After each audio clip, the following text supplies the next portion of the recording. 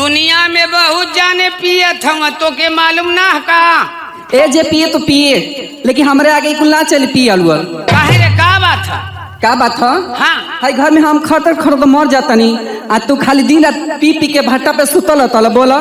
मान ले खटत यही केकर मेहरारू ना खटली रे। तो आज शिकायत हम सबसे करब। हाई साउंड वाला जोगिंदर भैया बाना ना, हाँ उन्हों से शिकायत करब। अच्छा। सत्य भैया से करब। हमारा अनिल कुमार बेंजी वाला उनको से शिकायत करब। अच्छा सबसे करबी।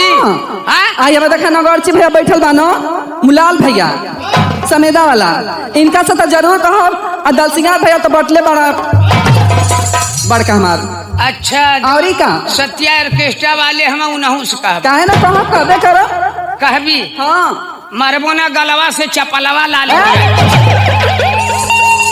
अब तू बड़ बड़ के बोलबा का बढ़ के बोलत है रे। तो ऐसा इतना बड़ी बड़ी बात करत है और सबके बोला ले बिकात। काहे ना बोलाई? आ जाई यहाँ। हाँ काहे नहीं है का पहले कर रखले रहना। बड़ी मार बन बोलबा उन लोग बारे में ना। वो लोग बहुत शरीफ लोग है जला की ना। अच्छा शरीफ हवा और का तब काहे कहत है बोलबावे के। त का करी तोहरी गुरहन देख के हमरा के ना कुफुत हो गइल बा एकदम से। तो कितना तक खड़ दे ले बताओ तो। आई घर में सगरी काम बहरे से भीतर हमारे ना करतानी कि तोरो क्या बा करे वाला। अच्छा बाहरों का करत है और का अब भीतरों का करत है। हाँ करे बाहरवा का तमा देखत हम, हाँ लेकिन भीतरा का तना देखत हम। का है हाँ भीतरा के करत तोरहावा के करतनी का। अच्छा जब रोटिया उठिया बना देली तब के बनावेला हम ही ना बनाइला। अच्छा देखा ई कुल ना चली। हाँ। इतनी हम काम करत करत थक जतनी हाँ। कि तोहरा के हमारे को काम करे के पड़ी। का बताई का करे के पड़ी रे। करबा ना? हाँ कह दे। ठीक बा। हाँ पहले वादा करा कि करबा।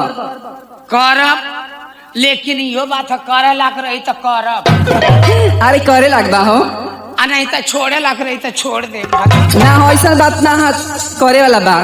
का करे के बा खाली थोड़ी सनो। हाँ। देखबा का बताई हो। हाँ रे। हम ना पैर में बड़ी तेज दर्द करता। अच्छा। तनी हमार पैर दबा चुप। ई बताओ कि मेहरारू का पैर या गोड़ केहू दबौले हरे। हे भगवान आजकल तो सब लोग दबावता। पूछ ला सत्य भा से दबावता कि ना लोग। कहो सत्या भैया तू दबौले हुआ का लड़ुआ आदमी ना ना हवा ये मर्दावा ए अरे साउंड वाला जोगिंदर भैया से पूछ लो। जोगिंदर भैया और का तू दबौले हवा का मेहरारू का गोड़। अरे भैया तू हरी ले तो बढ़िया तब केहू रड़ुआ ना बा। ए हाँ? ऐसे कहता रन का के हाँ? ना कहे के। ऐसा बात है ना का? तू रड़ुआ ना हम मरद हम। अच्छा तब का जनबी का ऐसा तो केहू मर्दे लोग ना आज के जमाना में दबावेला। ये कलजुग बा ना।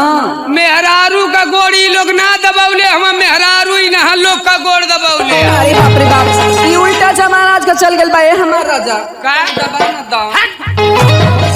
हर जो नहीं तो मरबो इतना मार भले यही जे पिटा जेबो तो का करी। हाँ। तो तू हमार गोड़ ना दबाई बा। नाही रे ना दबाई बा।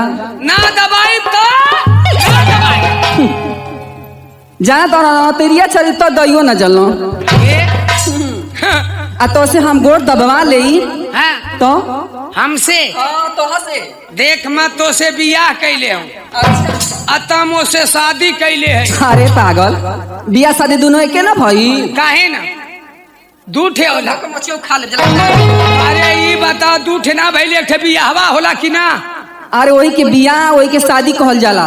पहले होत रहे बियाह फिर बाद में गौना होत रहे। गौना होत रहे। अरे पहले शादी रह आ पहले बियाह रहे। अब का होला शादी विवाह। हाँ शादी बियाह। हाँ तो बियाह में का होला सेनूर पहरावल जाला। आ शादी में क्या होला? शादी में पिटावल जाला। मुंह ना पिटावल जाला। बड़ी मार मार बॉन्ड बॉन्ड बोलवा जला की ना। का अबे बोला है सत्य भैया के जला की ना।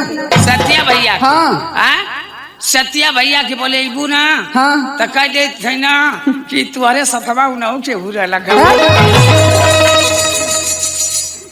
ए हाँ दबा ना दगड़ो ना दबाई रे कह देनी कि ना दबाई तो ना दबाई। ना दबाई बा नहीं चला ठीक बा। अगर हम कसम खातानी हाँ अगर असले बाप का बेटी हो, असल बाप की बेटी हो, हाँ तो तारा से गोड़ दबा। असल बाप का बेटी हो हाँ तो हमार मेहरारू है कि ऐसा कहती और क्या। कि असल बाप का बेटी हो हाँ तो तोसे गोड़ दबवा दे दबवा ले हो। गुस्सिया के तो हम खुलसाई के कहा था असले ससुरे का दामाद हो अच्छा तो तोर गोड़ ना दबाई। ठीक बा। हम जात हई हर जोता हाँ अतः एक काम करी है कि लिट्टी में गोईठा लगा के लेके आई।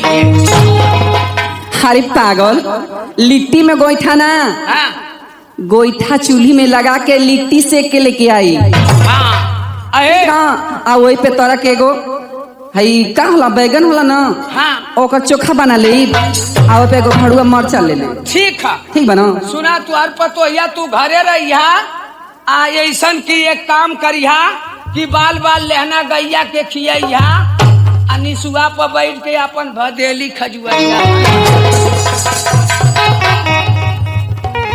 हे भगवान, अब तो कसम तो हम खाइए ले ली, लेकिन गोड़ दबाई तो कैसे दबाई मर किनौना से। आ कुछ तो उपाय करे के पड़ी। आ कहला खाना लेके आवा। ठीक बा लेके चलते देखी कहाँ हर जोता तना।